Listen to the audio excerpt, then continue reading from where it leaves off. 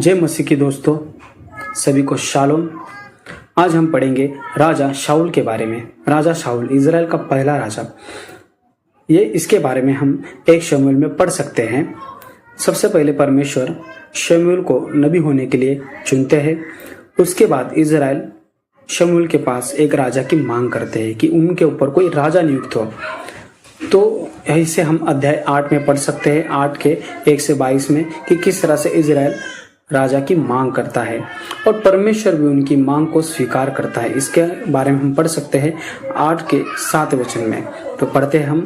और यहोवा ने शमूएल से कहा, वे लोग जो कुछ तुझसे कहे उसे मान ले, क्योंकि उन्होंने तुझको नहीं परंतु मुझी को निकम्मा जाना है कि मैं उनका राजा न रहूं। तो यहाँ हम देख सकते हैं परमेश्वर के हृदय को, कि परमेश्वर को कितना बुरा लगा होगा ना उस समय में। परमेश्वर खुद उनका राजा था और वे किसी और राजा की मांग कर रहे थे। तो 9वें अध्याय में हम देख सकते हैं कि शमूएल नबी और शाऊल की भेंट होती है और वहां पर अभिषेक होता है। इसे 9वें अध्याय और 10वें अध्याय दोनों अध्याय में आप पढ़ सकते हैं। उसके बाद हम देखते हैं कि शाऊल का जो राजा का जर्नी है यहाँ से शुरू होता है। सबसे पहले हम देखते हैं 11 अध्याय में अम्मोनियों पर वो विजय प्राप्त करता है।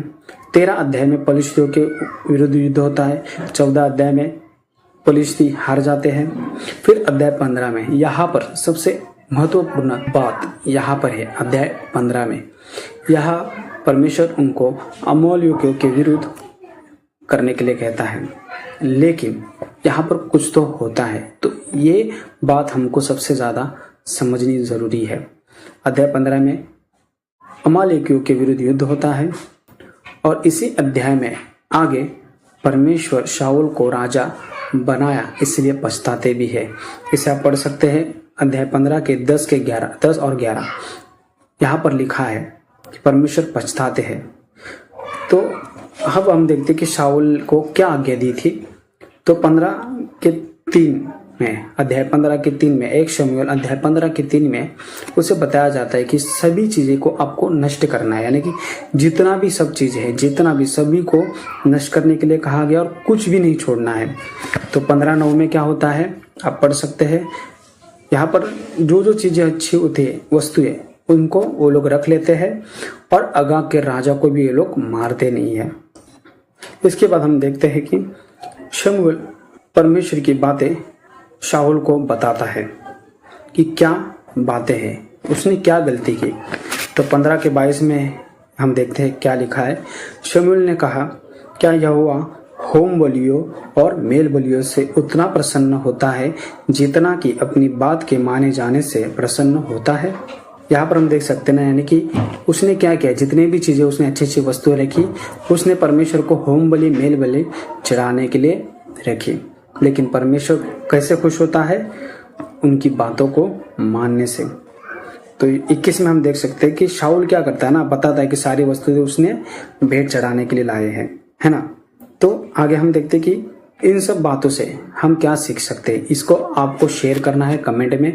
लेकिन इसके बाद क्या होता है, शाऊल की बार बार अवज्ञा के कारण परमेश्वर ने उसे राजा के रूप में अस्वीकार कर दिया। यहाँ पर यह चीज होता है। और इसके बाद परमेश्वर ने शमूएल को बैतलहम भेजा, जहां उसने एक युवा चरवाहे को देखा। उसका नाम था दाऊद। दाऊद बहुत साधारण जीवन जी रहा था। वह भेड़ों की देखभाल करता था, लेकिन परमेश्वर ने उसके हृदय को देखा और उसे भविष्य का राजा बनने के लिए चुना। कुछ समय बाद दाऊद शाऊल के महल में जाने लगा। वह वीणा बजाता था और जब शाऊल परेशान होता था तो दाऊद का संगीत उसे शांति देता था। दाऊद एक महान योद्धा भी बना। उसने गोलियत नाम के विशाल योद्धा को हराकर पूरे इज़राइल में प्रसिद्धि प्राप्त की। लोग दाऊद की प्रशंसा करने लगे। यह देखकर शाऊल के मन में दाऊद के प्रति ईर्ष्या पैदा हो गई। उसे डर लगने लगा कि कहीं दाऊद उसका राज्य न ले ले। लेकिन दाऊद ने शाऊल से बदला लेने का फैसला नहीं किया। कई बार दाऊद के पास शाऊल को नुकसान पहुंचाने का अवसर आया, फिर भी उसने ऐसा नहीं किया। उसने शाऊल का सम्मान किया क्योंकि वह इज़राइल का राजा था। शाऊल की कहानी हमें एक बहुत महत्वपूर्ण सीख देती है। शाऊल की शुरुआत एक विनम्र व्यक्ति के रूप में हुई थी। परमेश्वर ने उसे एक बड़ी जिम्मेदारी दी थी, लेकिन धीरे धीरे अहंकार, अधीरता, ईर्ष्या और अवज्ञा ने उसके जीवन को बदल दिया। इस कहानी में हमें सीख मिलती है कि केवल बड़ा पद या शक्ति किसी इंसान को महान नहीं बनाती। सच्ची महानता परमेश्वर पे भरोसा करने, उनकी बात सुनने और पूरे मन से उनकी आज्ञा मानने में है। शाऊल इज़राइल का पहला राजा था, लेकिन उसका जीवन हमारे लिए एक चेतावनी बन गया। हमें हमेशा याद रखना चाहिए कि परमेश्वर केवल हमारी बाहरी चीज़ों को नहीं देखते, परमेश्वर हमारे हृदय को देखते हैं। और यही राजा शाऊल की कहानी की सबसे महत्वपूर्ण सीख है। इस कहानी से मैंने भी कुछ सीखा। जब भी परमेश्वर कोई आज्ञा देते हैं तो उसे समझना, उसे समझकर वैसे ही कार्य करना बहुत ज़रूरी है। तो आपने भी जो सीखा इस कहानी से, और आप भी अपने कमेंट बॉक्स में शेयर करिए अपनी चीज़ें। आप आगे और किसके बारे में जानना चाहते हैं, बाइबल के किस कैरेक्टर के बारे में आप जानना चाहते हैं, और इस पेज को सब्सक्राइब करिए, फॉलो करिए, ताकि आप आगे और भी और वचन में बढ़ सके। आमीन। गॉड ब्लेस यू यार। प्रभु आप सबको आशीष करे।